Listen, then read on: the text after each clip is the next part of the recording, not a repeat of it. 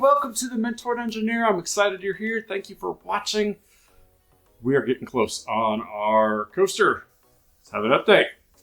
Hey, but before we do that stuff down below. You know, the like, share, subscribe, comment, tell me how stupid my hair looks or how awesome my shirt is. I know it is. All right, let's get on with it.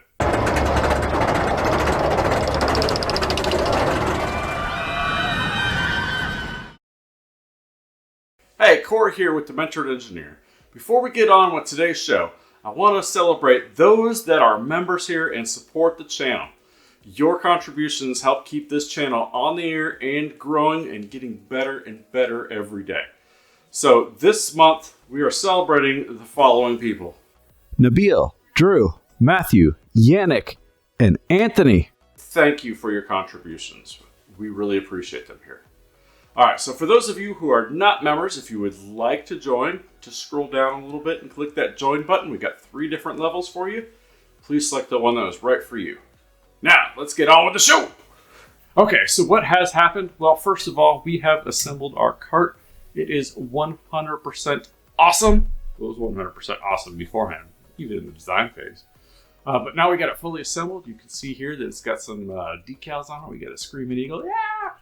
We've got lightning bolts on it. And it's a foot guard. Wow, you put your feet in there and they don't flop around everywhere. No more seatbelt over your knees holding them down. So that's a big improvement. Actually, a lot of improvement. So we finally got the cart assembled. It rolls on the track perfectly. It's like I designed it or something. You may also notice that there's some boards around it. And these boards are shaped in a certain way so that as you get in and out of it, and while you're riding it especially, you can't reach anything. So the ones on the sides, they prevent you from putting your hands on the track. And then the big one in the front prevents you from putting your feet down on the track as well if they aren't in the foot guard. So you can't hurt yourself on this one. You probably could have done it on the other one, but over time, I made it better and better. So, can't do it now. So, we've already shown that the launch dog moves. The only thing we did here was we added the proximity sensor, so now it knows where it is along the track. We also added the encoder here. We've mounted the electrical cabinet on the side of my shed, and now we've gone through and did the I/O check, so all the inputs work, all the outputs are outputting. So now we just gotta fine tune the last little bits here. And the big thing we added was a motor stall indicator. So this is a spider type thing. Actually, it's 6-sided, so it's an insect type thing, where as it rotates, heads of bolts will go past an induction proximity sensor. And if it's supposed to be rotating and doesn't get that signal, for probably 3 or 4 seconds, it's going to go ahead and shut off the motor so that the motor does not burn up, or at least make that awful noise that motors do when they're stalled. All right, so what are the next steps? Okay, we are getting very close. We did have one big problem still to solve, and that's our capacitor charging and our motor turning. So this little chip here is the one causing all the problems. This is a 0 to 10 volt DC to a PWM output signal. And if you want to learn more about PWM or pulse width modulation, hey, check up right there. Yes, check that. Do it. Why aren't you still watching this? Okay. Anyway, this little chip gives me a transistor output where it would pull a signal low. Let's call it an NPN transistor in it.